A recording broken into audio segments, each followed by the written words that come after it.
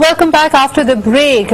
बेनजीर भुट्टो साहिबा ने कहा था कि democracy is the best revenge because she believed in the values of democracy, लेकिन साथ ही साथ डेमोक्रेसी हैज अ प्राइस। और यहाँ हम बात सिर्फ स्ट्रगल की, जद्दोजहद की, तहरीक की नहीं कर रहे, बल्कि एक्चुअली अगर मॉनेटरी वैल्यूज में देखा जाए, जब भी मुल्क में आम इंतखाबात होते हैं तो उसका एक तखमीना लगाना पड़ता है, उसके लिए बड़े वसाइल सर्व होते हैं और उस पर काफी खर्चा और लागत आती है। आइए सबसे पहले जरा एक नजर डालते हैं कि गुज़िश्ता जो हमारे 3 या 4 इंतखाबात हुए उसका तखमीना कितना लगाया जा रहा है। 2008 में जब इलेक्शंस हुए थे, नेशनल इलेक्शंस ऑफ पाकिस्तान, इसमें तकरीबन 1 अरब 25 करोड़ रुपए की लागत आई थी। 2013 के इलेक्शंस में तकरीबन 4 अरब रुपया खर्च हुआ था। इसके अलावा 2018 में 21 अरब रुपए खर्च किए गए थे।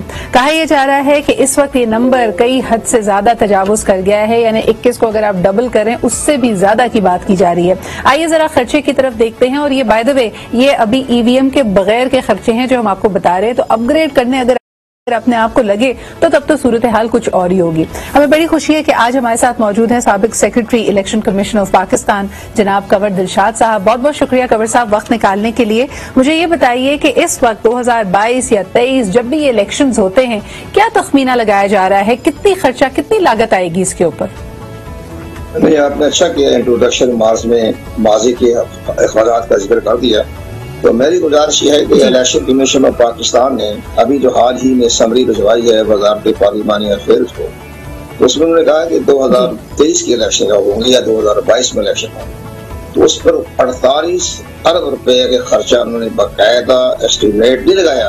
हकीकतन खर्च के बारे में मुकम्मल समरी वजारत पार्लिमानी अफेयर्स को भिजवा दी है, जिसमें कि पूरे पाकिस्तान के इंतखाबात होने, 4 सूबों के इंतखाबात होने हैं।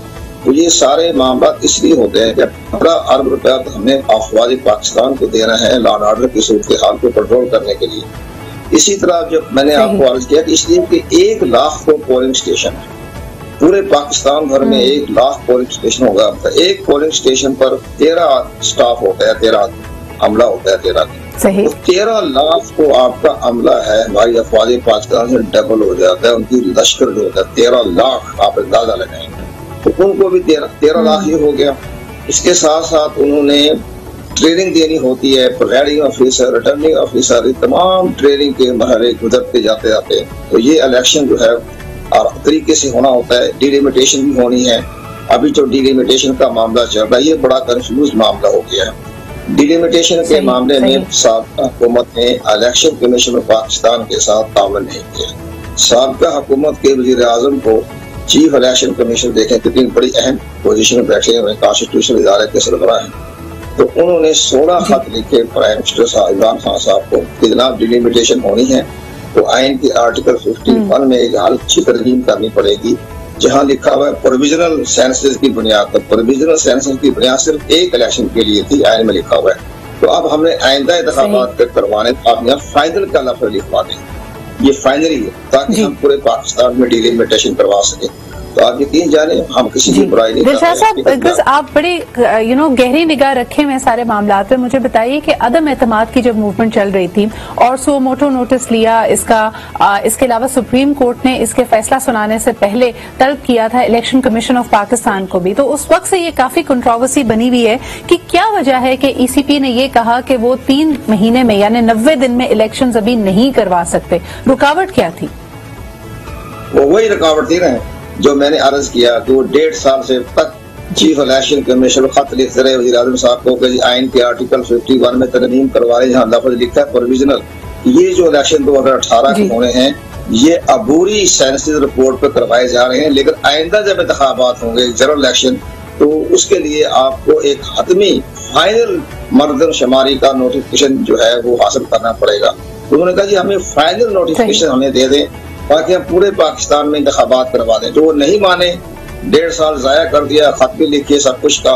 अब जब सुप्रीम कोर्ट ऑफ पाकिस्तान ने कहा ठीक है हम 90 दिन में इंतखाब करवाने, इसलिए थोड़ा सा हल्का सा हमें टाइम चाहिए कि आप हमें इजाजत दे दें कि आप 2018 के जो सेंसस हो रहे थे या 2018 की जो डिलिमिटेशन हुई थी 18 जून को, तो हम उसकी बुनियाद पर इंतखाबात करवा देते हैं। तो हमें तो 3 महीने एक्स्ट्रा चाहिए हम इंतखाबात करवा दे। ये साबिका हुकूमत साहब मुझे बताइए कि साबिका हुकूमत का मौक़िफ़ है जी बिल्कुल सर, सबका हुकूमत का मौकफ है कि उन्होंने इलेक्ट्रॉनिक वोटिंग मशीन के लिए काफी काम किया। ईवीएम का तखमीना क्या था? आपने कहा 1.5 साल से तो ये एक लिम्बो में पड़े हुए थे, खत के जवाब नहीं आ रहे थे, खतूत को एक साइड पे रखा गया था, लेकिन जो इलेक्ट्रॉनिक वोटिंग मशीन का मामला था उस पर इलेक्शन कमीशन ऑफ पाकिस्तान का क्या स्टांस था?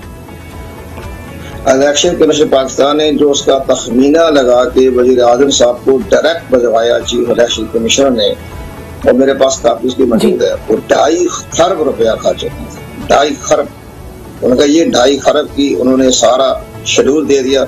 उसमें तकरीबन 8 या 9 लाख के करीब इलेक्ट्रॉनिक वोटिंग मशीन आनी थी पूरे टेंडर होने के बाद, इंटरनेशनल टेंडर के बाद। इसके साथ 4 लाख इंफॉर्मेशन असिस्टेंट की ट्रेनिंग होनी थी, फिर उनको स्टोरेज करवाना था, एयर कंडीशन बिल्डिंगें चाहिए थी ताकि वो सारे जो है हमारा बात है आधे इलेक्ट्रॉनिक वोटिंग मशीन, तो उसके लिए बाकायदा एयर कंडीशन बिल्डिंगें चाहिए थी। वो सारा प्लान उन्होंने चीफ इलेक्शन कमीशन ने डिप्टी चेयरमैन प्लानिंग कमीशन को सरकारी तौर पर पेश कर दिया था। और इसके साथ लेकिन इसके एक बड़े साइड इफेक्ट भी थे जो इलेक्शन कमीशन का हमारे साइड इफेक्ट ये हैं कि इसके अंदर शफाफियत नहीं है, टेम्परिंग हो जाएगी, उसका जो सॉफ्टवेयर है वो तब्दील होने के इम्कानात हैं। तो ये सारे तहफ़्फ़ुज़ात हमें दूर कर दें। फिर वो नादरा के साथ मीटिंग हुई तो नादरा पीछे हट गया, मतलब हम तो ये तहफ़्फ़ुज़ात दूर नहीं कर सकते। तो ये इस तरह से इनके आपस में तनाव चलता रहा हुकूमत का और इलेक्शन कमीशन का। इसकी बना पर सर इस वक्त बहुत बड़ा सियासी, जी बिल्कुल बिल्कुल सही दिलशाद साहब, बड़ा एक सियासी इस वक्त नुक्ता बना हुआ है ओवरसीज पाकिस्तानीज का वोट। उस पे इलेक्शन कमीशन ऑफ पाकिस्तान की क्या राय है और किस तरह हम बैरून मुल्क मुकीम पाकिस्तानियों को इस प्रोसेस का हिस्सा बना सकते हैं ताकि वो भी इंतखाबात में पार्टिसिपेट कर सकें? ओवरसीज पाकिस्तान में बड़ा जज्बाती फिजा है, इस पर तमाम सियासी जमातें भी मुतफिक हैं। आप इस पर भी हारा होंगे, आप इस पर प्रोग्राम रखते तो हम सारा कुछ बता दें। उस पर भी एक बड़ी अहम बात ये हुई कि जब हुकूमत ने ओवरसीज पाकिस्तानियों का एक रोड मैप दिया, इलेक्शन कमीशन को नहीं दिया रोड मैप, इलेक्शन कमीशन को ईमान का पसंद ही नहीं करते थे बात करना, तो बात ही नहीं करते थे। तो वो इसके बाद उन्होंने इंफॉर्मेशन टेक्नोलॉजी के जरिए बात की। इंफॉर्मेशन टेक्नोलॉजी ने स्पेन से स्पेशलिस्ट मंगाए। उन्होंने कहा जी ओवरसीज पाकिस्तानियों के लिए इंटरनेट बैटिंग वोटिंग के बारे में हमें राय दें। आप यकीन जाने 28 दिन तक बैठे रहे, उन्होंने तमाम सिस्टम से मुलाकातें की, नादरा से मुलाकातें की, इलेक्शन कमीशन के साथ उनकी मुलाकात हुए और इसके बाद उन्होंने एक रिपोर्ट बड़ी खूबसूरत दी, गैर दावदार तरीके से इम्पार्शल। उन्होंने कहा ये पाकिस्तान में सिस्टम नाकाबिल अमल है, जिसमें शफाफियत नहीं है, टेम्परिंग हो जाएगी, हैक हो जाएगी और जो सॉफ्टवेयर तब्दील किया जा सकता है तो ये इलेक्शन सारा सबूताज हो जाएगा। तो नादरा के साथ उन्होंने कहा कि हमें इनकी कारकर्दगी भी तसल्ली बख्श नहीं है। तो वो गवर्नमेंट ऑफ पाकिस्तान वो उन्होंने जो रिपोर्ट पेश की, आप यकीन जाने 28 दिन रहे वो और 4 करोड़ रुपया उन्होंने अपनी कंसल्टेंसी फीस ली। जब इलेक्शन कमीशन ने कहा जी आपकी खुद हुकूमत आए थे, उन्होंने इसको रिजेक्ट कर दिया, तो हम इसको लेकर आगे क्या बढ़ेंगे। तो ये सारी बातें इस तरह से जरा पब्लिक में नहीं आई, मीडिया में नहीं आई, तो इलेक्शन कमीशन को किसी न किसी बहाने से क्रिटिसाइज करते रहे। और इमरान खान तो बाद में ये साहब मुझे बताएं कि ये अंदर के मामला तो बड़े अलग हैं। पीटीआई के अलावा जितनी उनकी मुखालिफ जमातें जब ये सवाल उठाती हैं तो कहा जाता है ये सिर्फ सियासी मुखालफत है, लेकिन आप तो जमीनी हकाइक बयान कर रहे हैं। लॉजिस्टिकली इन दोनों सूरतों में, चाहे वो ईवीएम की बात की जाए या वो बात की जाए ओवरसीज पाकिस्तानी के वोट्स में, बहुत सारे हर्डल्स हैं। सबसे बढ़कर ये कि इस वक्त भी हम 48 अरब रुपया किस तरह इकट्ठा करेंगे इलेक्शंस के लिए, that's a big question mark. मुझे ये बताइए, मेरा आखिरी सवाल होगा कि इस वक्त पॉलिटिकल एनवायरनमेंट इतना चार्ज्ड और इतना पोलराइज्ड है, इलेक्शन अगर हम करवा भी लेते हैं इतनी लागत इस पे आती भी है, अगर इसके रिजल्ट्स को लोग रिजेक्ट कर दें, अगर इसकी शफाफियत पर लोग सवाल उठा दें, तब क्या किया जाएगा? यही बड़ा मसला है। मुझे बड़ी हैरानगी हो रही है कि जनाब हमारे तमाम सियासतदान, Bilawal Zardari, Asif Zardari, prime minister, speaker कौमी असेंबली, वो कहते हैं इंतखाबी इस्लाहत लाएंगे। और इंतखाबी इस्लाहत क्या लाएंगे? मैंने उनसे सवाल किया कि आप कौन से एजेंडे में मुतफिक होंगे जिस पर कानून साजी करके तब ऐसा कानून साजी कर लेंगे तमाम सियासी जमातें जो है उस पर मुतफिक हो जाए। उस पर वो जवाब देते, तो एक ही जवाब देते हैं electronic voting machine, overseas Pakistani vote.